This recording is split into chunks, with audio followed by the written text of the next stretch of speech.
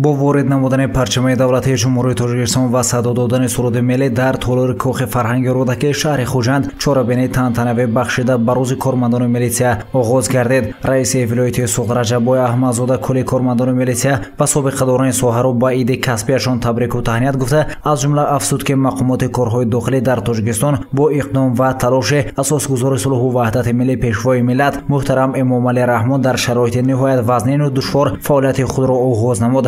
аз ташкилёбии он ки имрӯз 31 сол сипара мегардад, дар ин муддат ба уҳдаи кормандони мақомоти корҳои дохила вазифаи басо мураккаб гузошта шуда, аз онҳо маҳорату ҷасорат ва меҳнати содиқонаю софдилонаро талаб мекард.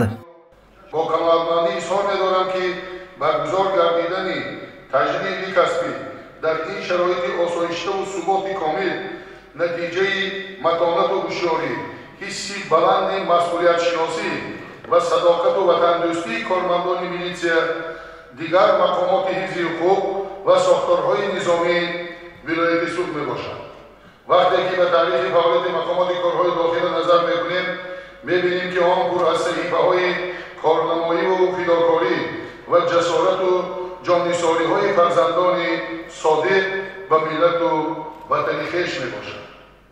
зеро онҳо дар тӯли 31 соли соҳиби истиқлолӣ ба хотири ҳимояи дастовардҳои даврони истиқлол, ҳифзи шараф ва зиндагии ороми сокинони мамлакат ва обрӯи халқи давлати худ дар сафи пеши мубориза қарор доштанд. ضمن سخنرانی خود رئیس ولایت سوق بیان داشت که هیئت شخصی و کارمندان این مقامات همچون حامیان با اعتماد دولت و جامعه از بسیار امتحان و آزمایش‌های سخت و سنگین با متانت و شجاعت و دلیرو و مردانگی گذشتند. رئیس ولایت سوق رجب‌بای احمدزاده در ادامه یادداشت از مناقشه مرزی ماه سپتامبر گردیده افزود که سهم مقامات ملیسیای ولایت سوق در همکاری با کمیته دولتی امنیت ملی و دیگر مقامات قدرتی برای برطرف کردن مناقشه‌های مرزی بسا نظر است ارزیابی می‌شود. کارمندان دلیرو شجاع ملیسیا در شرایط تیزتون شدن وضعیت سیاسی جنایی در کشور حمایت وطن و خلق ملت را از همه ارزش‌ها بالاتر دانسته برای تامین آینده درخشان کشور و زندگی آرام و آسوده مردم آن تلاش زیاد به خرج دادند.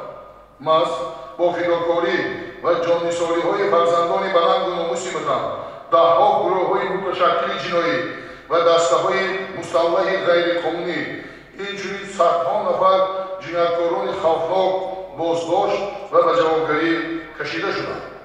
نقشه سرحدی به وجود آمد. امروز سهم کارمندان ملیسیای ولایت با همکاری مقامات امنیت، سرحدات و دیگر ساختارها به نهایت نظررس است که من می‌نگاری پیشوای معظم ملت جناب ولی محترم امامالله رحمان و مقامات اجرایی حاکمیت دولتی ولایت را به شمایان می‌رسانم.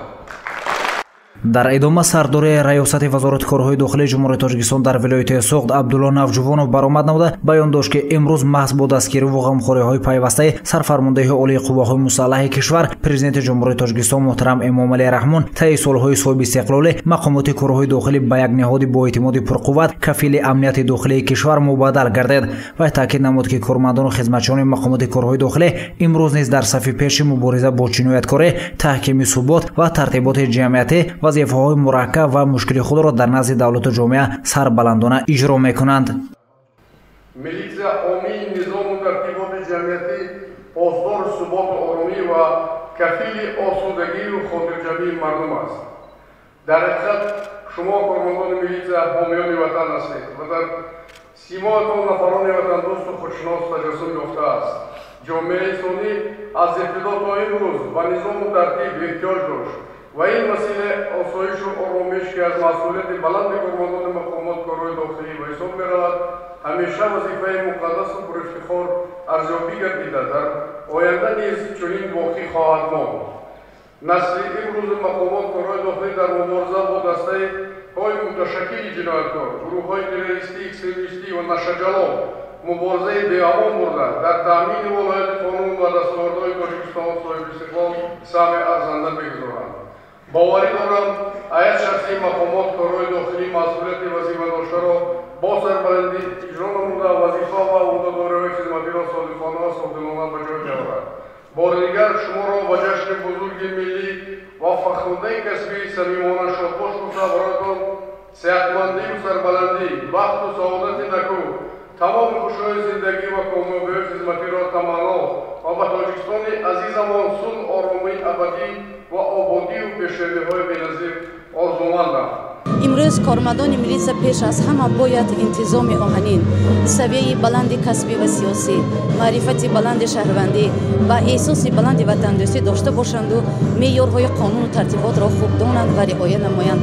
در حقیقت کارمندان میلیسیا در همه حالت با سری بلند برای آبادی و آرامی وطن عزیز ما کوشش به خرج می‌دهند. به اندیشه من از همه دوره مشکل و سنگین برای کارمندان مقامات کارهای داخلی جمهوری تاجیکستان این ایامی به دست آوردن استقلالیت و سالهای دهشتباری و خصوصا سالهای دهشتباری جنگ شهروندی میباشد. امروز در تمام گوشه‌های کشور جمهوری ما روز تأسیس میلیسیا تاجیک را قید می‌کنند و امروز من همه کارمندان کارهای داخلی جمهوری تاجیکستان با روز تشکیل میلیسیا تبریک کرده به همه روز دراز تن صحت خاطر جمع و موفقیت در کارشون آرزو می‌کنم.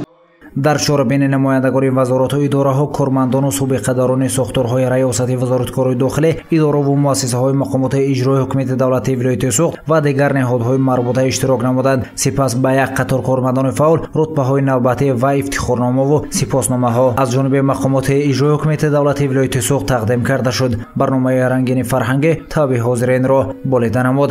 гузориши Саид Мухтор Ҳусейн Анвар, Насимҷон Раҳимов барои барометроти хабар.